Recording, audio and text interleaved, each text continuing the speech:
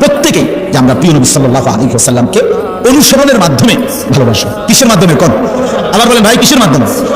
হ্যাঁ, ঝগড়াঝাটির কোনো দরকার নেই, জান্নাতে যাওয়া দরকার। সবাই নিয়ত করেন ইনশাআল্লাহ যে সবাই জান্নাতি হবে, জান্নাতি হওয়া দরকার। জাহান্নাম টিকবেন না, কবরের আযাবে টিকবেন না, টিকবেন না, কবরের আযাবে টিকবেন না।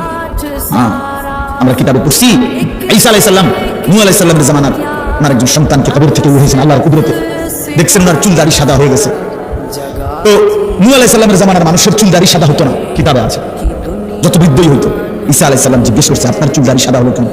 বলছে, বলে শুনেন, 450 বছর দুনিয়ার হায়াত পাইছি আমি, আমার কোনোদিন চুল দাড়ি সাদা ছিল না, হয় নাই। কিন্তু শুধুমাত্র মালাকুল মউত আজরাইল যখন আমার জান কবজ করে, তিনি বলেন, ওই নূহ আলাইহিস সালামের বংশধর বলে, আল্লাহর কসম, এই জান কবজের সময় সাকরাতুল মউত, মৃত্যুর যে যন্ত্রণাটা লাগছে, ওই এইটুকু যন্ত্রণায় আমার চুল দাড়ি সাদা হয়ে গেছে। এরপরে তো রয়েছে মাফ, এরপরে তো রয়েছে, এরপরে তো সামনে রয়েছে। হযরত, আমার কাছে কিতাব, আমার বাড়িতে কিতাব আছে। হযরত ইব্রাহিম আলাইহিস সালাম একদিন আজরাইলকে বলছে, আজরাইল, কোন নাফরমান পাপীর রূহ যে কবজ করো তুমি, তখন তোমার চেহারাটা কিরকম হয়, আকৃতিটা আমার এটা একটু দেখো। হযরত ইব্রাহিম আলাইহিস সালামকে আজরাইল বলছে, আল্লাহর কসম, হে নবী, আপনি সহ্য করতে পারতেন না, আপনি এটা দেখতে চাইলেন। ইব্রাহিম আলাইহিস সালাম বললেন, না, আমার একটু হলেও দেখাও। তো আজরাইল এই বিভৎস আকৃতি, মানে নাফরমানের জান কবজ করার সময় ওনার যে চেহারার আকৃতি হয়, এই চেহারাটা ধরে ইব্রাহিম আলাইহিস সালামকে দেখাইলেন।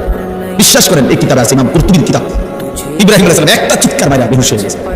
হুশ আসার পরে ইব্রাহিম আলাইহিস সালাম বললেন, আল্লাহর কসম, আয় আল্লাহ, মালিক আপনার কসম, কবরের আযাব, জাহান্নামের আযাব কোন নাফরমানের জন্য কিছুই লাগবে না, শুধু আজরাইলের এই ভয়ানক দৃশ্য জান কবজের সময় একবার দেখলেই তার সারা জিন্দেগির নাফরমানের শাস্তির জন্য এটাই যথেষ্ট।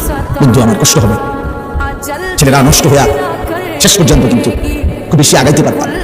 এই জন্য আজকে যারা বসছে সবার কাছে অনুরোধ করি, আমরা আল্লাহ এবং রাসূলের আনুগত্য, ইসলামের দিকে ফিরে আসা, এটা আমাদের মধ্যে নিরাপত্তা, এটার মধ্যেই আমাদের মুক্তি, দুনিয়ার শান্তি, আখিরাতের শান্তি। আল্লাহ তাআলা আমাদেরকে তৌফিক দান করেন।